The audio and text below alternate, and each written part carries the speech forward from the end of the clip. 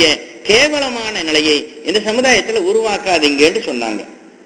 அந்த அளவிற்கு அவர்களுடைய நடவடிக்கை இருந்ததென்றால் அதற்கு ஒரே காரணம், அவங்க பாட்டி சின்ன வயசுலேயே அல்லாஹ்வுக்கு பயப்படணும், அல்லாஹ் பார்த்துக்கிட்டு இருக்கான், உமர் இப்னு கத்தாப் ரலியல்லாஹு அன்ஹு நம்மை நேரடியாக பார்க்கலைனாலும் அவரை படைச்ச அல்லாஹ் பார்த்துக்கிட்டு இருக்கான்னு சொன்னாங்கல்ல, அந்த பண்புதான் இந்த பேரனுடைய உள்ளம் வரையிலே குடி வந்தது என்பதை பார்க்கிற போது ஒரு அம்மா நினைச்சாங்கன்னா எதை வேணாலும் பண்ணலாம். ஒரு பிள்ளைய நல்ல பிள்ளையாக்குறதும் அவங்க கையில தான் இருக்குது, கெட்ட பிள்ளையாக்குறதும் அவங்க கையில தான் இருக்குது. அவங்கள மிஞ்சி ஒரு புள்ள நல்ல பிள்ளையாக கெட்ட பிள்ளையாக வளர்ந்து விடவே முடியாது என்பதுதான் உண்மை.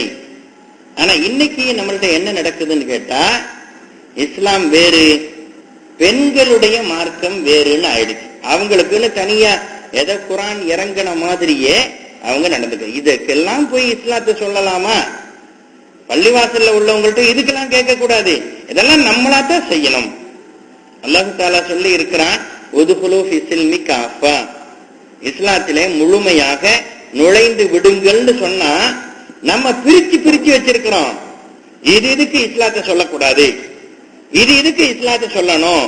சாப்பிடுறதுக்கு இஸ்லாத்தை சொல்லலாம், எதை சாப்பிடலாம் எதை சாப்பிடக்கூடாதுன்னு இஸ்லாம் சொல்லலாம். ஹலாலா அறுத்ததைத்தான் நாங்க சாப்பிடுவோம். ஆனா வீடு கட்டுறது, வீடு குடி போறது, இந்த மாதிரி விஷயங்கள்ல எல்லாம் இஸ்லாம் தலையிடக்கூடாது. ஏற்கனவே நிறைய விஷயங்களை பத்தி நம்ம போன மாசத்துல பேசி இருக்கிறோம். எதெல்லாம் இஸ்லாத்துல ஆகாதுங்கிறத பத்தி ரொம்ப பேசி இருக்கிறோம். போன மாசத்துக்கு இந்த மாசத்துக்கு இடையில ஒரு புதிய விஷயத்தை நாம் நேரிலேயே பார்க்கிறோம். என்னன்னு கேட்டா, புது வீடு கட்டின பிறகு நம்ம ஏற்கனவே சொல்லி இருக்கிறோம், ரத்தம் தொளிக்கிற வழக்கம் இருக்குதுன்னு. அது இங்கேயும் இருக்கிறது. இங்க இருக்கா இல்லையான்னு தெரியலன்னு சொன்ன, இடையில ஒரு வீட்டுக்கு 1-2 வீடுகளுக்கு புதுசா போகும்போது அந்த வீட்டுல அந்த அநியாயம் நடந்திருக்குது. கேட்டா ரொம்ப கூலா சொல்றாங்க, அவர் ஆசாரி அதெல்லாம் பண்ணிட்டு போயிட்டார். நான் ஏற்கனவே சொல்லி இருக்கிறேன், உங்க வீட்டுக்குள்ள இன்னொருத்த சாமி கும்பிடுறதுக்கு நீங்க அனுமதிக்கிறீங்கன்னா நீங்க முஸ்லீமா காபிரா? காபிரா இருந்தா மட்டும்தான் நீங்க அனுமதிக்க முடியும். அவன் செய்யறான்னு நீங்க விட்டுட்டு உட்கார்ந்து இருக்கிறீங்களே, அந்த வீட்டுக்கு பரக்கத்து எப்படி வரும்? 1000 குரான் ஓதுனாலும் வராது, 1000 சலாத்து நாரியா ஓதுனாலும் வராது, 1000 மக்கள் வந்து உங்களுக்காக கையேந்தி துவா செஞ்சாலும் வராது. நிச்சயமாக அந்த வீட்டுக்கு பரக்கத்து இருக்காது. வாசல்ல மிகப்பெரிய பூசணிக்காய வைக்கிறோம். எதுக்கு வைக்கிறோம்? அந்த பூசணிக்காய் தான் வீட்டை காப்பாத்துமா. பூசணிக்காய காலையில இருந்து சாயந்தரம் வரைக்கும் வச்சுட்டு எங்கேயாவது கொண்டு போய் ரோட்டு நடுவுல போட்டு உடைச்சிடுறது. சாதாரணமா சிந்திச்சு பாருங்க, ஒரு முஸ்லிமுடைய வருமானம் என்பது அவனுடைய ரத்தத்தை வேர்வையாக்கி சம்பாதிக்கிறது. உங்களுடைய வீடுகளில் இருக்கக்கூடிய சகோதரர்கள், தந்தைமார்கள், பிள்ளைகள், இவங்கெல்லாம் ஏதோ துபாயில போய், சவுதி அரேபியாவில போய், மலேசியாவில போய் ரோட்ல கடக்கிறது தூக்கிட்டு வரல. ஒவ்வொரு வினாடியும் ரத்தம் சிந்துகிறார்கள். வீட்டுல ஒரு பூசணிக்காய் வாங்குறீங்கன்னா கூட 1 மணி நேரம் அவன் ரத்தம் சிந்தினாத்தான் இங்க ஒரு பூசணிக்காய் நீங்க வாங்க முடியும். 1 மணி நேர ரத்தத்தை நீங்கள் வீணாக்குகிறீர்களே, அல்லாஹ்வுக்கு பதில் சொல்ல வேண்டாமா? ரோட்ல போற வர ஆளு பூசணிக்காய் உடைச்சதை பார்த்து உங்களை திட்டுறாங்கன்னா வீட்டுக்கு எப்படி பரக்கத்து வரும்?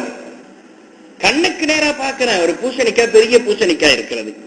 கேட்டாச்சுன்னா ரொம்ப சாதாரணமா சொல்றாங்க, அவர் ஆசாரி வச்சுட்டு போயிட்டார், நாங்க என்ன பண்ண முடியும்?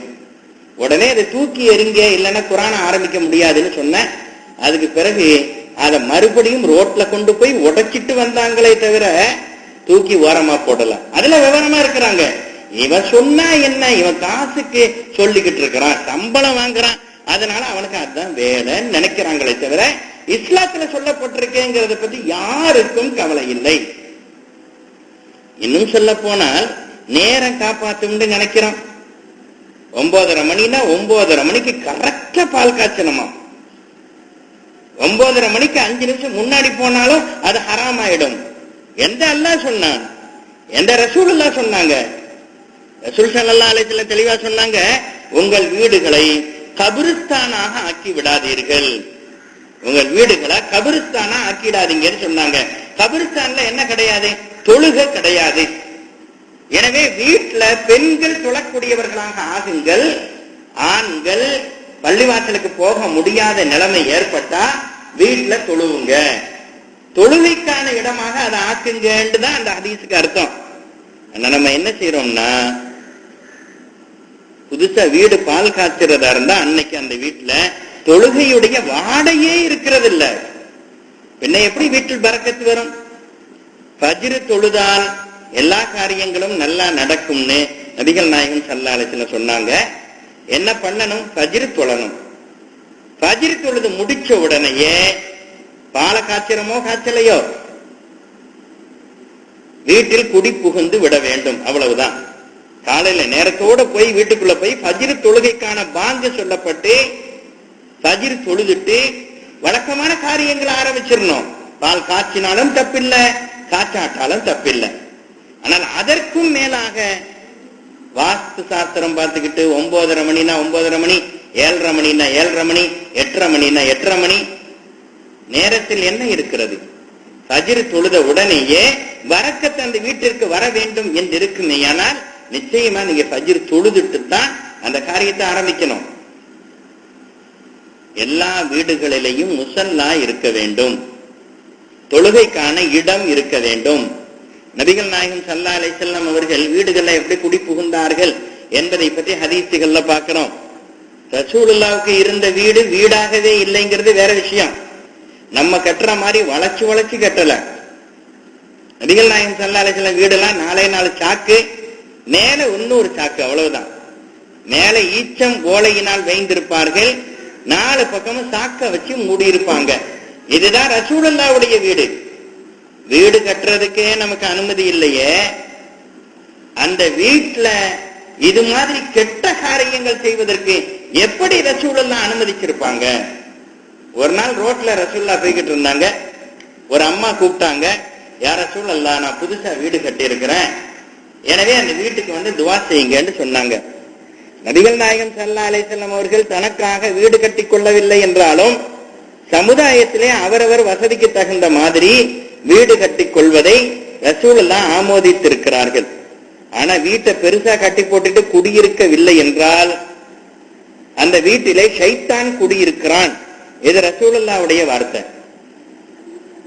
எனவே ஆள் இருக்கிறதுக்கு தகுந்த மாதிரி வீடு கட்டுவது இஸ்லாத்திலே ஆகமாக்கப்பட்டிருக்கிறது. அந்த வகையில அந்த அம்மா கூப்பிட்டாங்க, ரசூலுல்லாஹ் வீட்டுக்குள்ள போய் உடனே கேட்ட கேள்வி என்ன தெரியுமா?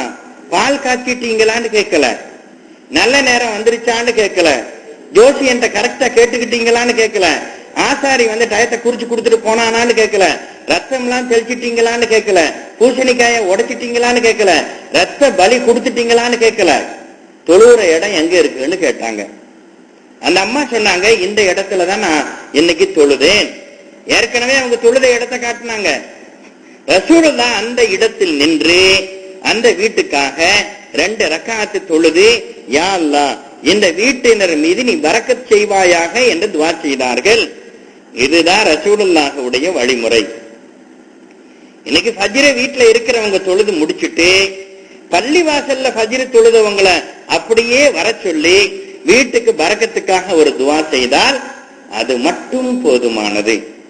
ஆனா எவ்வளவு முட்டாத்தனமா நம்ம காரியம் பண்றோம்னா, ஒரு காலத்துல கேஸ் ஸ்டவ் கிடையாது, மண்ணெண்ணெய் ஸ்டவ் கிடையாது, ஒண்ணுமே கிடையாது. வீட்டுக்குள்ள மண்ணா இருக்கும், அல்லது ரொம்ப மிஞ்சி பணக்காரங்களா இருந்தா சிமெண்ட் தரையா இருக்கும். அதற்கும் மேலாக பிளாக்கா கல் என்று சொல்லப்படுகிற சின்ன சின்ன ஓட தரையில பதிச்சிருப்பாங்க. இதுதான் நடந்தது.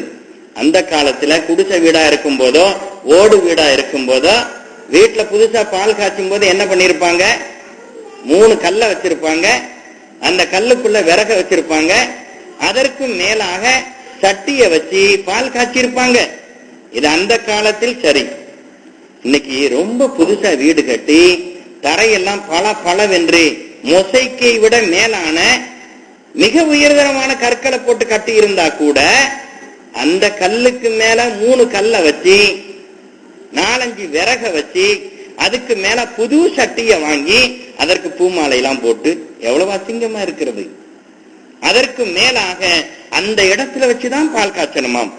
நடு வீட்டுல வச்சு பால் காய்ச்சணும் என்று சொல்லுகிற அளவிற்கு நம்முடைய மூளை மழுங்கி போய் இருக்கிறது. கேஸ் ஸ்டவ்ல காய்ச்சக்கூடாதா? கேஸ் ஸ்டவ் இருக்குமே, ஆனால் மண்ணெண்ணெய் ஸ்டவ்ல காய்ச்சக்கூடாதா?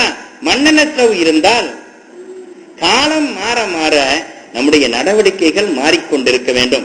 நல்லதாக இருக்குமேயானால் அதுக்கும் போய் பழைய கலாச்சாரம், பழைய சம்பிரதாயம், நாங்க அப்படித்தான் எங்க தாத்தா காலத்துல செஞ்சோம், இன்னைக்கும் அப்படித்தான் செய்வோம்னு சொன்னா கையில வாட்செல்லாம் போட்டிருக்கிறீங்களா? உங்க தாத்தா காலத்துல இல்லையே. வேற என்னென்னவோ பண்ணிருக்கிறீங்க, உங்க தாத்தா காலத்துல இல்லையே. அதெல்லாம் விவரமா பண்ணிக்கிட்டு வீட்டுல குடி புகுவதாக இருந்தால் மட்டும் நடு வீட்டுலதான் பால் காய்ச்சணும், அதுவும் குறிப்பிட்ட நேரத்துக்கு தான் காய்ச்சணும் சொல்றோம். சமீபத்துல ஒரு சகோதரர், நானே இடி விழுந்த மாதிரி ஆயிட்டேன், ஒரு வீட்டுக்கு பால் காய்ச்சணும்னு கூட்டிட்டு வந்தார். வந்தவர் என்கிட்ட சொல்றார், இத்தனை மணிக்கு வந்துருங்க, ஏன்னா நம்ம சடங்கு சம்பிரதாயப்படி வாஸ்து சாஸ்திரப்படி அந்த நேரம் தானே சரியா இருக்கும், நீங்களே சொல்லுங்கிறார். என்ன பண்ண முடியும்? நான் உடனே சொன்னேன், ஃபஜ்ர் தொழுதுட்டு வர்றோம், அல்லது ஒரு குறிப்பிட்ட நேரத்தை சொன்னேன், அந்த நேரத்துக்கு வர்றோம். இல்ல இல்ல அந்த நேரம் தான் சரியா இருக்குமா? வீட்டுல சொன்னாங்க. அம்மாமார்கள் தான் இன்னைக்கு ஆட்டி வைக்கிறது, ஆலிம்சாமார்களையும் சரி ஊரையும் சரி அம்மாமார்கள் தான் என்ன பண்றது, ஆட்டி வைக்கிறது. இன்னும் சில பேர் வசனமே பேசுறாங்களாம், இதெல்லாம் ஆயுசுல என்னைக்காவது பண்ற காரியம், இதுக்குமா இஸ்லாத்தை பார்த்துக்கிட்டு இருக்கணும்? ஆயுசுல என்னைக்காவது பண்ற காரியம் தான், பண்ணி கொண்டிருக்கும் போதே உங்க உயிர் போயிடுச்சுன்னா நரகத்துக்குள்ள போவீங்க. ஒரு நல்ல காரியம் நடக்கும் போது முழுமையாக நல்ல காரியமாகவே நடக்க வேண்டும் என்றால் அல்லாஹ் என்ன சொல்லி இருக்கான்னு பார்க்கணுமே தவிர அடுத்த வீட்டுக்காரன் என்ன சொல்லி இருக்கான்னு பார்க்க கூடாது. எத்தனையோ சம்பவங்களை நம்ம கண்ணுக்கு முன்னாடி பார்த்தோம். சுனாமி எத்தனை வீடுகளை காலி பண்ணுச்சு. அந்த வீடுகள் எல்லாம் முஸ்லிம் வீடுகளா இருந்தா